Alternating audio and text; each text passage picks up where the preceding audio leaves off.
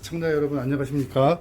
2020년도 학예 휴가를 맞이해서 세계적 석학들을 보시고 현재 그 글로벌 이슈와 한국의 이슈에 대해서 토론하는 시간을 갖도록 하겠습니다. 자, 첫 번째 주제는 잠시만요. 일단 그 전에 누가 석산지부터 짚고 가면 안 돼요? 그거 잠시 후에 말씀드리겠습니다. 우리나라 석사 아니야 이거 졸업했으니까. 첫 번째 주표는 전 세계적 이슈인 코로나 19에 대해서 토론자분들을 모시고 토론을 하도록 하겠습니다. 자, 오늘 토론에 참석해 주신 분들을 먼저 소개해 드리도록 하겠습니다. 먼저 이은비 박사님, 일본을 거쳐 캐나다를 거쳐 영국에서 수학하고 한국에 귀국한 지 얼마 안 되셨고, 원래 중국에서까지 공부를 다 마치셔야 되는데 중국에서는 공부를 하다가 귀국을 하셨습니다. 그리고 또 한 분은 우리 이동진 박사님, 한국 외대 정형외과에 입학을 했으나 아직 학교 근처에 가보지도 못한 두 박사님을 모시고 코로나19에 대해서 같이 토론을 해보도록 하겠습니다. 먼저 코로나19가 전 세계적으로 유행을 하고 있는데 한국은 나름대로 방역에 지금 성공했다고 지금 자부를 좀 하고 있습니다. 한국의 그 방역에 대해서 우리 국내 전문가인 우리 이동진 박사님께서 한국은 어떻게 해서 코로나를 잘 극복하고 있는가에 대해서 한번 설명을 좀 해주시죠. 기본적으로 한국 사람들이 서양권의 사람들보다는 정부의 지침을 잘 따르고 또 많은 의사와 간호사, 관계자들이 살신성인의 정신으로 의료 시스템을 잘 이렇게 돌아가도록 봉사해 주셨기 때문에 방역이 성공적으로 잘 된 것 같습니다. 우리나라도 지금 이제 그 일일 확진자 수가 계속 한 30명, 40명 유지돼가 있는데 그럼 앞으로 우리나라는 어떻게 더 잘 해야 될까요? 우리나라는 앞으로 어떻게 더 잘 하려고 하는 노력보다 지금보다 못하는 걸 더 조심해야 되지 않을까 싶은데 나는. 자, 그럼 이번에는 그 눈을 밖으로 좀 돌려서 글로벌하게 세계적인 걸로 한번 보도록 하겠습니다. 우리 또 일본 전문가이신 그 이은비 박사님께서 아니요 그대로 죄송합니다. 그래서 이웃나라 일본은 우리나라보다 훨씬 선진국이고 모든 면에서 시스템이나 그런 쪽에서 항상 앞서간다고 자기들은 우기고 있었는데 이번 코로나 사태를 보면서 보는 일본의 모습은 아주 개파가 없는 것 같은데 이에 대해서 우리 박사님께서 일본에 대해서 좀 일본의 문제점은 무엇이고 일본이 무엇을 개선하면 그래도 좀 나아질 거에 대해서 한 말씀 좀 해주시죠. 가장 큰 문제점은 회피성? 그러니까 내가 우리나라는 어쨌든 정부가 책임을 지고 이거를 풀어야 된다라는 사명감을 정부가 가지고 있고 의사들도 의사들 자리에서 하고 있고 시민들은 자기가 할 수 있는 범위 안에서 다 이거는 내 역할이고 우리가 다 같이 해야 된다라고 생각을 하는데 일본은 국민들은 이건 정부가 방역 지침을 세워줘야 되는 거고 정부는 시민들이 알아서 잘 해야 되는 거고 하면서 서로 미루고 있고 시스템도 안 되고 서로 미루니까 시스템을 만들래야 만들 수도 없고 그러니까 도쿄도에서 그럼 텍스가 어쩌고 하는 그런 말도 안 되는 문제가 나오는 거고 그리고 아까 우리나라는 국민들이 잘 지켜서라고 했는데 방금 말한 것처럼 정부가 국민들한테 미루면서 제대로 된 방침을 내려주지 않으니까 국민들이 따를 방침도 없고 그러니까 될 수. 그러면 외국에서는 우리나라의 방역이 잘 돼 있어서 K 방역이라고 칭송도 하고 있는데 사실 우리나라도 보면은 문재인 대통령이 하지만 문재인 대통령이 질병 전문가가 아니기 때문에 그 정은경 본부장이라는 아주 걸출한 인물을 리더로 해서 우리나라 잘 끌고 있는데 일본은 아베 총리가 왜 우리나라처럼 이렇게 좀 똑똑한 인재들이나 리더를 세워서 그런 거를 끌고 가지 않는 이유는 뭘까요? 일단 끌고 갈 사람이 없으니까. 일단 그게 가장 큰 문제고.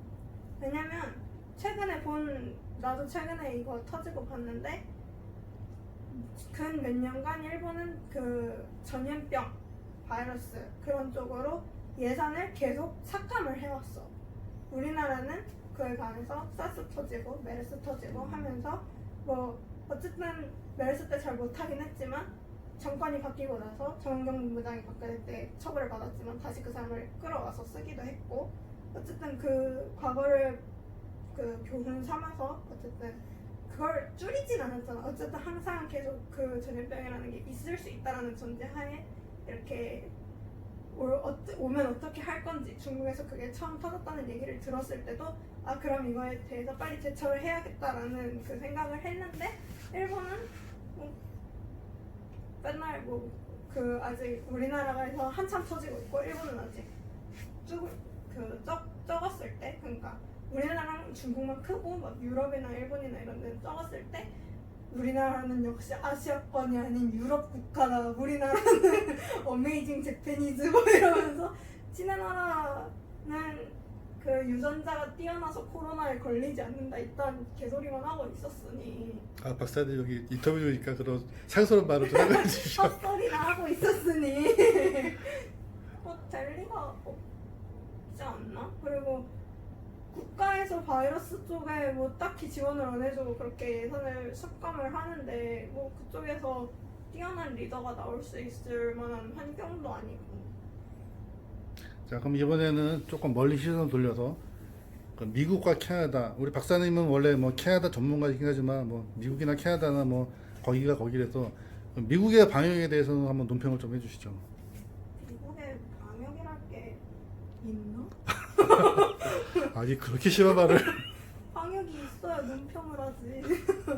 없는 방역을 무슨 논평을 해. 그렇습니까?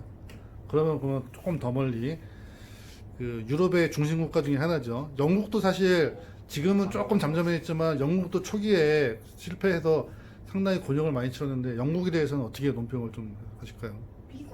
영국도 총리가 처음에 멍청하게 굴었던 게 제일 크지. 존 보리슨이 뭐 사회적 거리두기만 잘 하면 되고 마스크는 안 껴도 되고 그냥 너희의 삶을 계속 지속해라 뭐 이런 말도 안 되는 소리만 하다가 유럽에 점점 커지니 그제서야 락다운하고 자기도 걸리고 그러면서 심각성을 인지하고 사람들이 많이 죽어나가니까 그때서야 이제 부랴부랴 열심히 했는데 이미 다 터지고 나서 열심히 해봤자 죽은 사람은 죽은 사람들이고 걸린 사람들이고 걸린 사람들이고 사람들이 마스크 쓰는 거에 익숙하지도 않으니까 마스크를 쓰지도 않고 지금은 뭐 많이 쓰고 다닌다고 하는데 그렇죠. 그러면은 앞에 언급한 이 세 나라의 특징 중에 하나가 그 초기 대응에 실패해서 전부 다 지금 굉장히 그 큰 곤란을 겪고 있는데 우리나라 같은 경우는 뭐 잘 하고 있다고는 하지만 사실 우리나라도 완전히 끝난 게 아니기 때문에 앞으로도 계속 조심을 해야 되는데 이거에 대해서는 어떻게 생각합니까? 그 일부 사람들이 우리나라 K 방역이 성공적으로 하고 있는 거는 그 의사들의 헌신과 그 공직자들의 헌신이지 뭐 정부나 대통령이 뭐 잘나서 그런 건 아니라고 하는데 이거에 대해서는 어떻게 생각하시는지 우리 이동진 박사님께서 한마디 좀 해주시죠. 제가 그 말을 그대로 저희 아버지와 식사를 하면서 얘기한 적이 있어요. 근데 저희 아버지 의견대로면은 이제 그 병원 그 한국의 보건복지부와 그 산하의 뭐 질병관리본부나 이런 것도 다 이제 행정부 소속이고 정부의 소속이기 때문에 그것을 단순히 정부는 한 일이 없는데 뭐 질병관리 공부만 열심히 했다 이렇게 볼 수는 없고 과거에 박근혜 정부 때도 메르스 사태에 제대로 대처를 하지 못해가지고 그 정부가 같이 욕을 먹은 것처럼 현재 문재인 정부 때서도 이제 병원이나 관련 기관들이 열심히 일한 것을 이제 문재인 정부와는 상관이 없다라는 식으로 끊어 말할 수는 없을 것 같습니다. 왜냐면은 모든 기관들이 다 유기적으로 연결돼 있기 때문에 특정 한 부서만 잘한다고 이게 전국적인 방역이 성공적으로 되지는 않을 거라고 생각하거든요. 맞습니다. 저도 박사님 의견 동의는 하는데 우리나라가 뭐 많은 의사들의 헌신과 그 질병관리본부나 정형본부장 같은 사람들이 헌신이 있는 거는 뭐 당연한 거고 플러스해서 그 사람들을 서포트할 수 있는 어떤 정부나 리더의 역할이 저는 분명히 있었다고 생각합니다. 그런 근거는 뭐냐면은 앞서 말한 앞에 세 나라 일본, 미국, 영국에 있는 어떤 그 나라들의 어떤 질병관리본부나 의사들의 맨파워나 실력이 결코 우리나라보다 나쁘지 않다고 생각하는데 그 나라들이 그렇게 실패한 거 보면 정부의 어떤 리더십 부재나 그런 게 제가 보기엔 굉장히 컸다고 생각을 하거든요. 알겠습니다. 좋은 말씀 감사합니다. 그다음에 이제 두 번째 주제에 대해서 한번 말씀드리도록 해보겠습니다. 대단히 낯설지 꺼졌으니까. 나는 그냥 저기 이은비 박사님은 올해 국회의원 선거를 하셨나요? 했죠. 올해 처음 투표를 하신 건가요? 아니면 두 번째 하신 건가요? 총선 처음이지. 처음이죠. 이동재 박사님도 선거를 하셨나요? 네, 저도 처음 선거를 하게 되고 축하드립니다. 뭐 두 분이 누굴 찍으셨는지는 제가 안 물어보겠고, 요새 우리나라가 그 총선 이후에 초거대 여당이 탄생을 해서 요새 보면은 이제 그 국회가 7월달에 시작을 해서 제대로 개원을 못하다가 이제 8월달 7월 말부터 해가지고 이제 뭐 아주 민주당이 쫙 끌고 나가면서 이제 하고 있는데, 그런 모습이 보면은 그동안 막 맨날 싸우느라고 일 안 한 거에 대해서 쭉쭉 일을 해서 나가서 잘한다는 평가도 있지만은 또 한편으로는 말 그대로 다수의 힘으로 뭐 밀어붙이다는 그런 의견이, 상반된 의견이 둘 다 있을 수 있는데, 이거에 대해서 잠깐 좀 말씀을 좀 나눠보도록 하겠습니다. 과연 이게 여당의 독주라고 해야 되는 건지, 아니면 그동안 일을 안 한 거에 대해서, 물론 이제 충분한 논의를 못했기 때문에 거기서 오는 부작용이 있을 수 있겠지만은 그 부작용이 큰 건지, 아니면은 그래도 조금 에러가 있을지라도 빨리빨리 나가면서 하는 게 나을지, 이거에 대해서 한 말씀 부탁 좀 드리겠습니다. 먼저 이은미 박사님부터. 그냥 개인적인 의견으로는 지금 단계에서 지금 국회가 할 수 있는 거는 전 국회가 하다만 일을 순차적으로 처리하고 있는 단계에 불과하다고 생각을 해서 시작한 지 얼마 안 되기 때문에 지금 당장 처리할 수 있는 거는 그냥 전 국회에서 끝나지 않았던 일을 처리하는 것밖에는 딱히 그러니까 뭐 굳이 나누자면 8대2나 9대1 정도? 그러니까 뭐 민주당이 우리는 이전부터 이걸 해왔기, 우리는 이전부터 우리가 이걸 잡으면 이걸 하고자 했다 막 이러면서 그런 걸 끌고 가는 게 아니라 그 전에 남아있던 것들을 하고 있는 거라고 생각하는 게 더 많아서 딱히 뭐 막 그 반대 쪽에서 얘기하는 것처럼 뭐 독재네 뭐네 막 이 정도까지는 아직은 아닌 것 같지만 조금씩 처리가 되고 나면 그런 점이 있을 수는 있다고 생각을 해요. 네, 이동진 박사님은 어떻게 생각하십니까? 이거에 대해서 좀 깊이 생각해 볼 기회가 없어가지고 지금 잘 생각해- 모르겠는데 지금 생각해봐. 지금 생각을 해봤는데요. 아무래도 180석이라는 그게 과반수 이상이다 보니까 충분히 야당 쪽에서는 좀 불만을 가질 수도 있다고 생각을 하는데, 아직 제가 뉴스를 잘 안 봐가지고 요즘 뉴스 잘 안 봐서 어떤 법안이 통과되는지는 정확히 잘 모르겠는데, 그렇게 좀 제가 아는 거에서는 이제 부동산 관련 법안밖에는 제가 잘 모르거든요. 그래서 이제 아직 많은 법안을 통과하지 않았고, 그렇기 때문에 이제 여당에서 좀 말도 안 되는 좀 논의가 깊게 필요한 사안에 대해서 날치기식으로 했다는 거에 대해서는 잘 그렇게 많이 못 들어서, 아직은 좀 너무 국회가 결성되고 이른 시간이기 때문에 시간을 좀 더 두고 지켜봐야 될 것 같습니다. 뭐 정치나 역사에서 만약이라는 건 사실 없는데, 그래도 한번 가정을 해서 얘기를 한번 해보면은, 방금 말씀대로 지금 그 야당인 통합당에서 사실은 뭐 잘 응하지도 않고 계속 막 억지만 부리고 있고, 그럼에도 불구하고 여당인 민주당에서 과반석이 넘으니까 살살 잘 달래고 화합을 해서 하면 가장 좋겠지만 그렇지 못한데, 그러면은 과연 그러면 그렇다고 뭐 민주당이 뭐 무조건 독재를 한다고 하면은 그건 뭐 정말 문제겠지만, 요즘 시대가 뭐 그런 거를 국민들이 그 용납하지는 않을 것 같고, 어찌됐건 근데 그럼에도 불구하고 여당 단독으로만 끌고 간다고 하면 분명히 문제가 좀 되긴 될 것 같아요. 그러면 그런 문제보다 그런 게 더 큰 해악일지, 아니면 맨날 협의는 하고 논의는 하는데 싸우느라고 하는 그 전 국회처럼 하나도 법안도 하나 통과하지 못하고 맨날 상의는 하고 맨날 협의는 하는데 하나도 통과 못하면 어떤 게 더 나을까요? 난 두 번째가 더 낫다. 전 두 번째가 더 낫다고 생각해요. 아, 그래요? 예. 왜냐면은 이게 개인적인 의견입니다. 다 개인적인 다 거예요? 개인적인 의견이에요. 여기 공식적인 의견 하나도 없어. 국회의 존재 이유가 그러니까 말을 하라고 만든 자리잖아요. 그러니까 사실 저도 정치는 잘 모르고 각 정당에서 어떤 스탠스를 취하고 있는지는 잘 모르겠지만 대한민국에서는 한 가지 의견만 있는 건 아니잖아요. 180석이 다수라고 하지만 나머지 위석만큼의 이제 의견이 국민의 의견이 그만큼 나머지 자리로 반영돼 있는 거고, 그렇기 때문에 만약에 여당이 그 과반수 이상의 의석을 사용해서 야당의 의견을 좀 뒤로 뒤로 빼고 자기들의 의견만 가지고 이렇게 법안을 통과시키는 거는, 그거는 좀 국회의 본질적인 기능을 제대로 잘 못하고 있는 상황이라고 생각해요. 그러니까 아무리 법안이 조금밖에 통과가 못 되고 또 일이 제대로 진행이 잘 안 되는 것 같다라고 보여도 그 과정은 충분히 뭐 의견 교환이 되는 상태고, 이렇게 의견 교환이 활발히 돼야지만 국회가 정상적으로 돌아가고 있다고 생각하거든요. 그러니까 결과로 보였을 때 이게 법안이 많이 통과됐다고 해서 국회가 정상적으로 작동하는 게 아니라 얼마나 많은 말을 하고 있고 어떤 안건에 대해서 얼마나 많은 뭐 의견 교환이나 뭐 본회의나 이런 게 이루어지고 있냐, 이걸 봐야지 국회가 작동하고 있는지 뭐 잘 안 되고 있는지를 알 수 있다고 생각하거든요. 네, 뭐 그 말도 분명히 맞는 것 같아요. 그럼 다시 한번 질문을 드릴게요.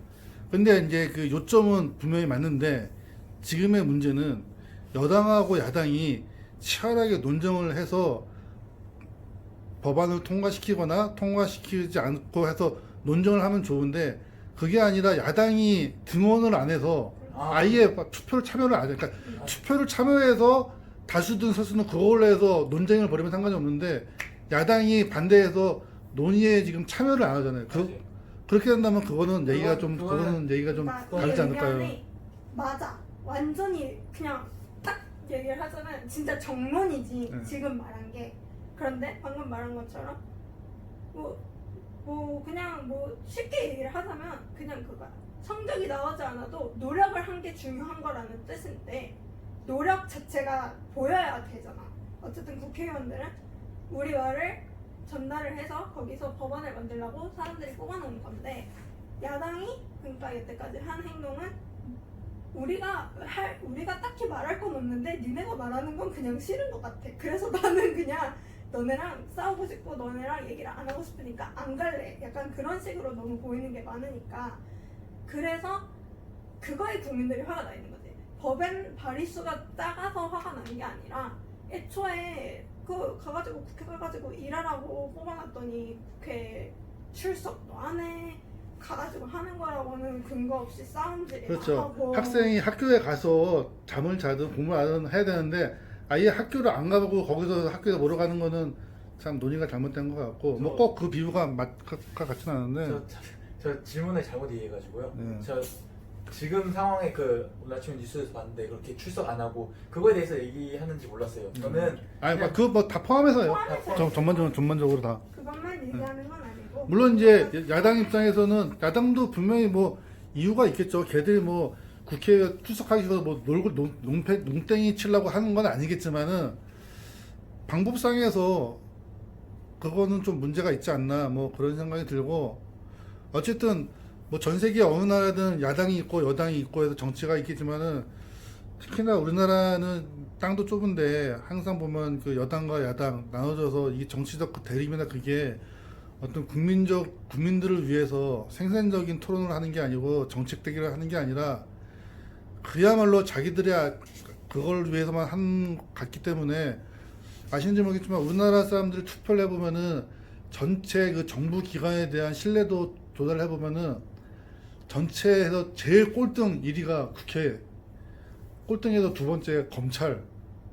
사실 우리나라 제일 중요한 조직 뭐 하나라고 해도 상관없는 이 두 조직인데, 특히나 뭐 국회 같은 경우는 아주 뭐 압도적으로 부동의 1위라고 하니까. 왜냐면 뭐 일을 하면서 그 법이 맞냐 틀리냐는 사실 그 담인데, 왜냐면 일을 하면은 사람이 하니까 틀린 일도 있고 맞는 일도 있을 한데, 감정이 있어서. 그거를 안 하고 아예 그런 논의를 안 하고 밖에서 한다는 건 제가 보기에는 어쨌든 분명히 그 국민에 대한 책무 위반이라고 좀 생각하고, 이런 거는 이번에는 좀 배제했으면 좋겠는데 역시나 또 우려한 대로 그렇게 해서 좀 안타깝습니다. 자, 그럼 다음 세 번째 주제는 이제 미국 대선이 이제 얼마 안 남았는데 포스트 트럼프 이후에 어떻게 될 것인가? 트럼프가 재선을 할 것인가? 뭐 트럼프가 재선을 할 거냐 말 거냐부터 시작해서 뭐 재선이 되면 어떻고 안 되면 어떻고 우리 저기 이동진 박사님은 생각나시는지 모르겠지만 4년 전에 우리 광주 토론회 때 비슷한 얘기를 했었는데 그 당시에 이제 그 대선 후보였던 재밌죠? 공화당 대표였던 트럼프와 민주당 대표였던 힐러리 그리고 그 전에 네, 이제 정선 정선 중이었죠. 중일 때 했던 많은 사람들이 있었죠. 네. 그리고 해서 결국 이제 최종 결승에서 트럼프가 이기긴 했는데 지금도 뭐 그때와 뭐 꼭 같은 상황은 아니지만은 어쨌든 뭐 비슷한 상황이 될 것 같고 딱히 아직 민주당에서는 어쨌든 뭐 바이든이 나오고 있고 공화당에서는 트럼프가 지금 현재까지 아직까지는 뭐 독주를 하고 있어가지고 제가 보기엔 거의 뭐 이대로 굳어질 확률이 큰 것 같아요. 왜냐면 예전처럼 이렇게 경선 과정에서 어떤 뭐 이슈나 그런 게 올해는 지금 거의 없고 특히나 이 코로나라는 그 어떤 글로벌한 이슈에 모든 게 다 파묻혀가지고 돼 있는데 문제는 트럼프가 대통령이 되면은 아시겠지만 트럼프가 참 양날의 칼인 것 같아요. 글로벌하게 보면은 워낙 이 양반이 참 예측이 안 되는 사람이라서 어떻게 저런 사람이 리더가 되겠나 싶기도 하지만은 또 한편으로는 우리한테 중요하지만은 우리를 자극하는 중국을 어쨌든 트럼프만큼 효과적으로 또 제어하는 사람이 앞으로 나오기 참 어려울 것 같은데 중국만 약간 양쪽에 다 있는데 그런 관점에서 한 말씀 좀 해주시죠. 먼저 우리 또 미국 대선 전문가이신 우리 이동진 박사님께서 한 말씀 좀 해주시죠. 제가 4년 전에는 트럼프가 안 될 거라고 생각했는데 그때 생각했던 이유는 너무 현실적인 정치를 생각하지 않고 그냥 당연히 합리적으로 생각하면 트럼프는 안 되겠지 이렇게 생각을 했는데 의미가 없다. 지금 실제 정치 상황을 보면은 그게 꼭 이론과는 맞지 않잖아요. 하지만 4년간 이런 미국의 그 정부의 행태를 보면서 미국 국민들이 이제는 좀 생각을 바뀌지 않았을까 이런 생각이 듭니다. 4년 전에 그 여론조사를 보면은 그 접점 지역이었던 지역이 되게 많아요. 힐러리와 트럼프가 되게 접점이었던 지역을 많은 언론사들은 아 이건 힐러리가 되겠지 이렇게 생각을 해서 힐러리가 과반으로 이게 나오게 됐는데 요즘은 접전 지역도 거의 없고요. 대부분 민주당의 손에 들어주는 지역이 많고 또 반대로 트럼프가 우세 지역이었던 지역에서조차 좀 밀리고 있는 그런 여론조사 결과가 최근에 나오고 있어요. 그렇기 때문에 올해는 트럼프는 안 되지 않을까. 네, 민주당에서 되지 않을까 이런 생각을. 우리 이거 4년 뒤에 다시 한번 할 텐데 그때도 또 그렇게 트럼프가 되면 4년마다 덕분이 되는 업무. 아니, 이미 많은 그 사건들이 있었잖아요. 뭐 가장 최근에 2019년에 베네수엘라 그 정부가 관련해서도 트럼프가 그 섣부른 개입했다가 말아먹은 거 아니냐 이런 말도 나오고 있고 최근에 뭐 블랙 라이브 매러 이런 운동 관련해서 트럼프가 그거는 폭동이니까 밀어버리라 이런 비슷한 발언을 트위터에서 한 걸로 그것도 논란이 되고 있고 또 북한이랑 남한이랑 그 뭐였죠 정상회담 했을 때 그때도 문제가 있었던 걸로 보였고 이렇게 문제를 계속 만들어내고 있는데 그거에 대해서 미국 국민들이 조금만 생각을 해본다면 네, 이번에는 물론 이제 뭐 미국 대통령이니까 미국 사람들이 뽑는 거야 당연한데 그러면 시점을 약간 관점을 약간 달리해서 우리나라 입장에서 보면 어떤 사람이 대통령이 되는 게 나을까요? 트럼프. 그러니까 순수히 우리 입장에서 봤을 때. 트럼프. 국익만 따졌을 때는 음. 당연히 그 우리나라의 입장에서만 봤을 때는 트럼프 대통령이 더 이득이다. 이득이 되겠죠. 왜요? 왜 그렇게 생각하시죠?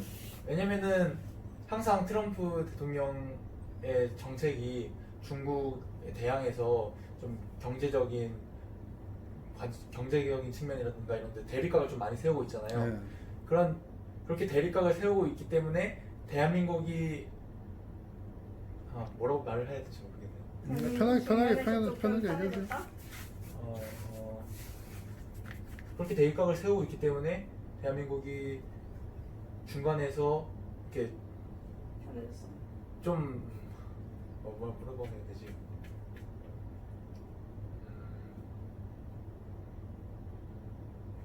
반사 이익으로 생겼다. 그렇죠. 반사 이익을 생긴 거죠.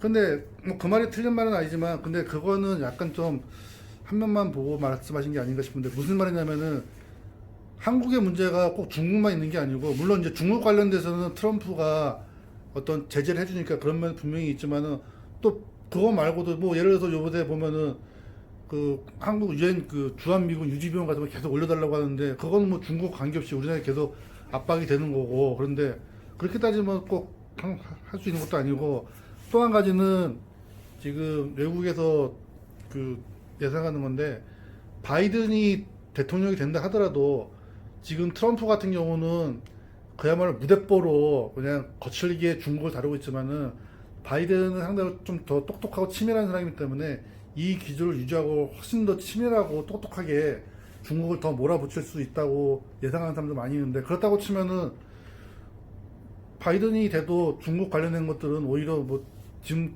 기조가 유지될 수 있고, 또 민주당은 트럼프처럼 저렇게 뭐 주한미군 비용이나 이런 거를 막 하지 않는다면은 굳이 뭐 트럼프가 안 돼도 나쁘지 않을 것 같다는 그런 생각도 좀 들 수 있는데. 나는 이은미 박사는 잠시 후에 따로 발언 기회. 좀 빨리 마치자면은 네. 트럼프 대통령은 이미 행동으로 보여줬잖아요. 그런 거침없는 행동을 어느 나라 대통령도 아닌 가장 힘이 강력하다는 미국 대통령이 그렇게 쉽게 할 일하고는 누구도 생각을 못했잖아요. 그런데 행동으로 보여줬기 때문에 바이든 대통령이 그렇게 대통령이 된다고 해서 뭐 치밀한 전략과 뭐 그런 거를 제대로 쓸 수 있을까 이런 의문도 있고요. 트럼프 대통령은 이미 행동으로 보여줬기 때문에 다음에도 그렇게 하지 않을까 이런 생각을 하고 있습니다. 자, 그럼 우리 이은비 박사님한테 마이크를 높여서 우리 국내외적인 관점에서 봤을 때 이제 트럼프가 좀 낫다고 우리 이동진 박사님 말씀하셨는데, 글로벌하게 보면은 이제 뭐 아시아권, 우리나라를 비롯해서 뭐 일본, 중국도 있고, 그다음에 유럽, 미국의 최대 동맹국인 뭐 영국, 그런 관점에서 한번 좀 논평을 좀 해주시죠. 네, 이해하지 못해요. 사실 나는 트럼프가 뭐 어떻게 해가지고 국외에 어떤 영향을 주든 사실 크게 관심이 없어. 왜냐면 지금 내가 살고 있는 나라가 한국으로 옮겨왔기 때문에 그 나라 내가 지금 살고 있는 나라가 나는 항상 가장 중요하니까. 영국에 살 때는 영국이 제일 중요했지. 왜냐면 내 삶이랑 제일 직결이 되니까. 난 한국에 살고 있고 아마 당분간 한국에서 살 것 같기 때문에 사실 뭐 어떻게 되든 상관은 없는데 글쎄, 나는 사실 그냥 트럼프가 조금 미친 사람인 거랑은 별개로 트럼프가 하는 정책들을 그냥 나는 뭐 몇 개는 지지를 하는 것들도 있어. 그러니까 트럼프 자체를 지지하는 것들도 있기는 있어. 그거는 내가 트럼프가 하는 뭐 인종차별적인 발언들이나 뭐 그런 말도 안 되는 막무가내 정책들을 다 지지한다는 거는 아니고, 트럼프를 그냥 가장 내가 제일 좀 좋게 보는 이유 중에 하나는 이제 트럼프는 돈이 통하지 않는다는 거. 그래서 사실 지금 여기 나온 거는 중국 얘기밖에 없었지만 사실 우리나라에서 뭐 좋든 싫든 가장 빠질 수 없는 나라 중에 하나는 또 일본이잖아. 네, 트럼프만큼 일본을 잘 막는 미국 대통령도 없었단 말이지. 거의 졸로 보는. 그치? 거의 무슨 부하 뿌리듯이 아베를. 그거는 이제 왜 그러냐? 트럼프가 일본의 돈을 먹지 않아도 될 만큼 자기가 부자기 때문에. 뭐 미국 민주당은 뭐 다 알다시피 뭐 재팬머니로 움직이는 거야. 뭐 아는 사람들 다 아는 얘기고, 뭐 오바마도 마찬가지였고. 아, 민주당이 재팬머니를 움직입니까? 그렇죠. 그럼 공화당은 뭘로 움직이는가요? 공화당은 제 알바는 아닌데 트럼프는 자기 돈으로 움직이니까요. 자기 돈으로? 트럼프는 지금 자기 돈으로 움직이니까요. 공화당에도 재팬머니로 움직이는 사람이 많은데 일단 리더가 자기 돈으로 움직이기 때문에 재팬머니가 통하지 않아요. 그래서 뭐 우리나라랑 북한이랑 뭐 여러 문제가 터졌을 때나 그럴 때 일본이 여태까지는 좀 많이 개입을 했단 말이죠.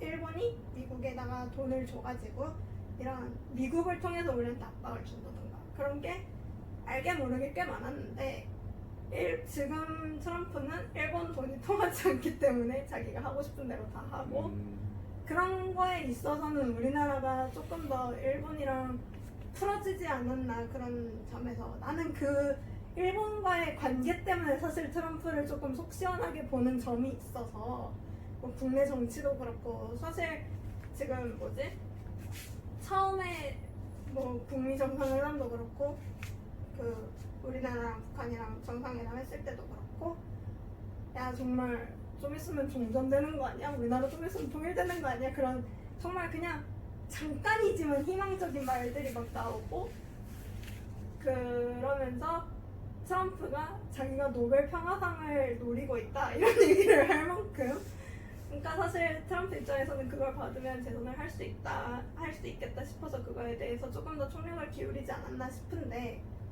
그러니까 자기의 정치 방향이 일본과 맞지 않고 우리나라랑 어떻게 보면 맞아 떨어졌기 때문에 우리나라랑 같이 하면서 그 정상회담들이 이루어지지 않았나. 사실 나는 미국 대통령이 그 일본 돈을 먹는 사람이었으면은 그 정상회담이 이루어졌을까라는 생각을 그때도 그렇고 지금도 그렇고 많이 하거든요. 또 새로운 관점에서 날카로운 분석 같습니다. 저는 거기까지 생각을 한 번도 못 해봤습니다. 그래서 나는 트럼프가 뭐 여러 좀 미치광이 같은 걸 하고 있지만 지금 우리나라의 그 뭐라 그래야지 그 야당은 어쨌든 일본과 조금 손을 잡은 면이 없지 않아 있기 때문에 미국 대통령마저 다시 일본과 손을 잡은 쪽으로 가버리면 우리나라가 좀 미국과의 정치의 마찰이 조금 더 커지지 않을까 싶어서 그냥 트럼프가 계속했으면 하는 바람도 있어요. 그러니까 트럼프 대통령에 대한 평가가 사실은 굉장히 그 극명하게 갈리는데 진짜 완전히 또라이 미친놈이라는 사람도 있고 그게 아니라 상당히 치밀하게 정말 자기 어떤 주관을 갖고 하는 사실 그런 모습도 있는 것 같아요. 왜냐면은 중국을 저렇게 밀어붙이는 게 트럼프도 장사하는 사람인데 그렇지. 미국과 중국과 그런 세계적 교역 같은 걸 생각 안 하고 그렇게 할 리가 분명히 없는데 그럼에도 불구하고 저렇게 자신 있게 밀어붙일 수 있는 거는 상당한 분석도 있는 것 같고 뚝심도 있는 것 같고 대신에 이때까지 우리가 봤던 어떤 미국의 대통령들의 어떤 합리적이고 좀 정중하고 이성적인 그런 모습을 보다가 저런 파격적인 행보를 하다 보니까 그게 익숙하지 않아서 좀 사람들은 거부감이 있는 것 같은데 어쨌든 좀 특이한데 잘 모르겠어요. 근데 그럼에도 불구하고 가끔 가다가 이제 워낙 파격적이고 워낙 또라이 같아가지고 잘 모르겠는데 어쨌든 뭐 이번 겨울에 미국 대선은 참 누구에게나 관심 가는 아마 대선 결과가 있을 것 근데 같습니다. 이거는 왠지 트럼프가 될 것 같아.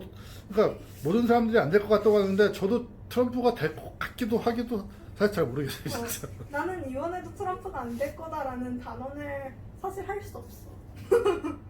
안 될 거다?